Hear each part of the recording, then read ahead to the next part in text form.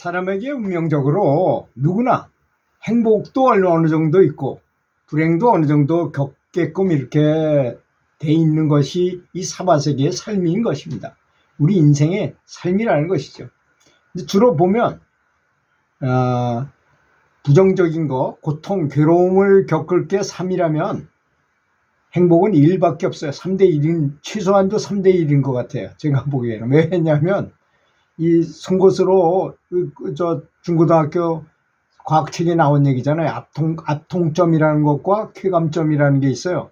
그럼 이거 눌러가지고 저 송곳으로 이렇게 살살 찔러보면 쾌감을 느끼는 데는 1이고 아픔을 느끼는 데는 3이에요. 3배가 더 많다는 얘기예요. 항상. 그런 걸 보면 뭐 인생도 마찬가지로 만약에 어떤 상자 속에 하얀 구슬과 검은 구슬이 있다고 이렇게 집어넣으면 3분의 1로 해가지고 이렇게 집어넣으면, 그리고 예를 들자면 아주 잘 나가는 유명 사업가가 사랑했던 아내가 같이 타고 차를 다녔는데 어떤 차가 와서 들이받아가지고 아내만 사망을 하게 만들었어. 자기는 손끝 하나 다치지 않았는데. 그래서 굉장히 실망하고 혼자서 그 사랑하는 아내를 잃고 괴로워하다가 자기도 중병이 찾아와가지고 중병에 걸렸어요. 그렇게 잘 나가던 그 사람이 하루아침에 일어나서 걷지도 못하고 아내는 죽었죠. 자기는 중병에 걸렸죠. 극도의 절망감에 빠졌어요. 현실 속에서 슬픔의 무게를 스스로 견딜 수 없었던 그는 그래도 도움을 받기 위해서 큰 스님이 계시는 서울 근교에 절을 찾아가게 됐습니다. 그래서 그 유명하신 주지 스님을 찾아서 그 사업가가 힘들었던 사정을 아주 그 얘기를 정확하게 이렇게 늘어놨어요. 그리고 주지 스님에게 제가 어떻게 해야 되는지에 대한 조언을 받기로 간청했어요. 한참 그 말씀을 자세히 듣고 좀 심각하잖아요. 아주 한자 고심에 빠져있던 스님께서 잠시 일어나시더니 잠시 기다리라 그러더니 자기 방으로 들어가시더니 아주 귀한 칠이 쫙 돼 있는 오래된 나무 상자를 들고 나와서 말을 했습니다. 여기 나무 상자에서 이 구슬이 들어있는데 구슬 하나를 꺼내 보십시오.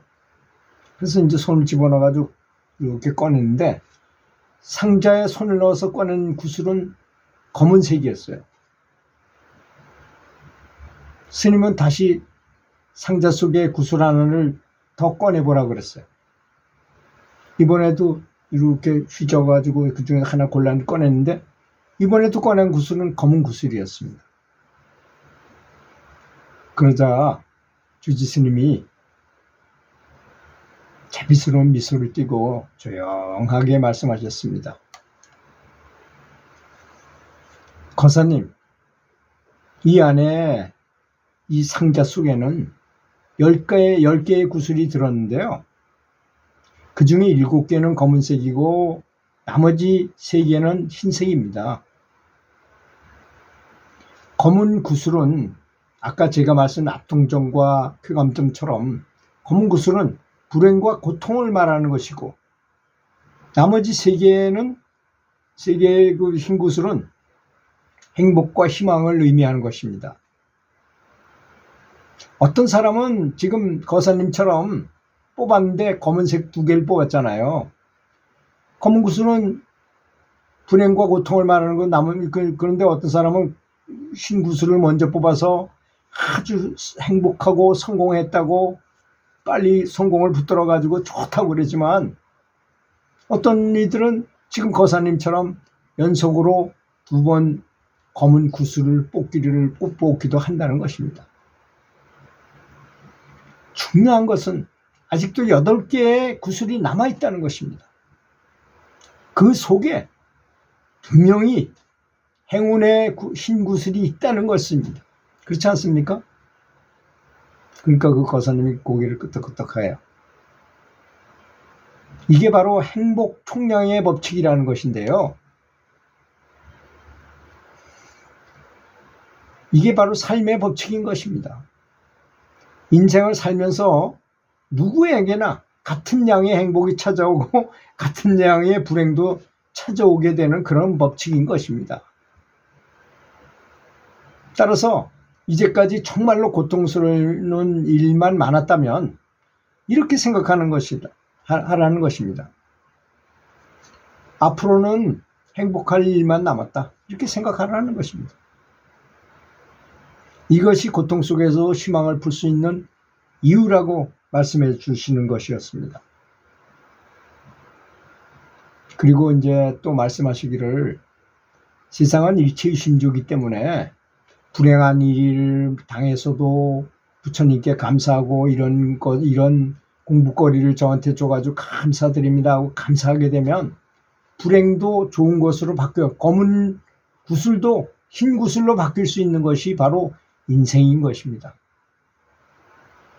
그리고 부처님께 지극정성으로 연불을 하게 된다면 그 연불이라는 것에는 이미 부처님과 같은 공덕을 가지고 있는 것을 부처님의 법호를 부르는 거기 때문에 오히려 좋은 일이 많이 일어나게 만나게 될 것이라는 것입니다. 중요한 건 무엇이냐? 내가 정말로 교통사고를 당해서 죽어야 될 사람이면 꿈속에서 그 일을 꿈에서 그걸 당하게 된다는 것입니다.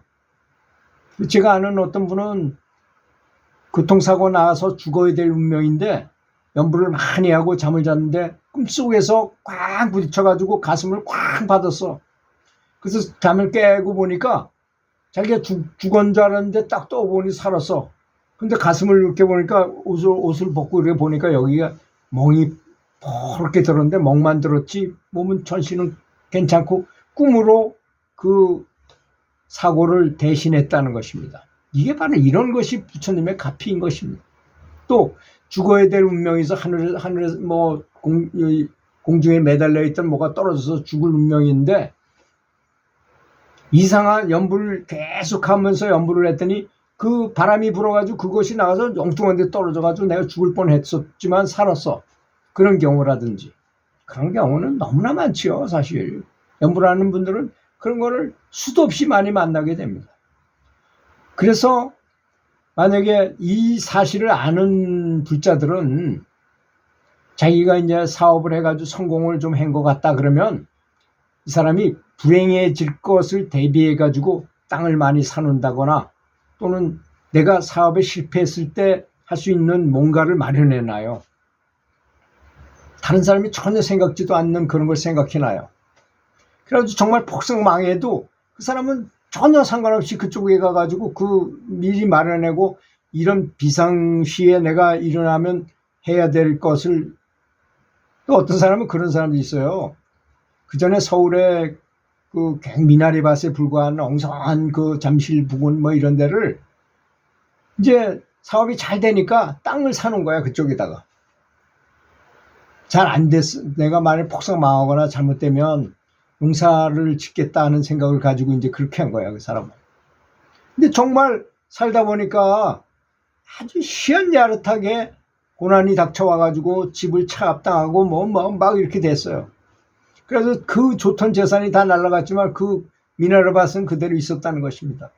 근데 그게 개발이 되는데 뭐 상상 초월도 못하게 거기서 돈이 엄청나게 나와서 그 전보다 100배 이상 부자가 됐다는 것입니다. 그런 것입니다. 그래서 항상 행복 총량의 법칙을 기억해야 됩니다. 우리는 내가 행복하다면 불행도 올 수 있고 불행하다면 행복도 올 수 있다.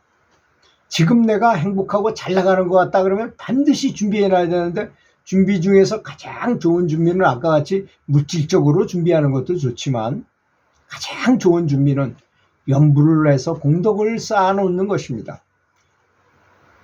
공덕을 쌓아놓으면요 전혀 걱정할 게 없잖아요. 그 왜 우리가 아는 그 이야기 있잖아요.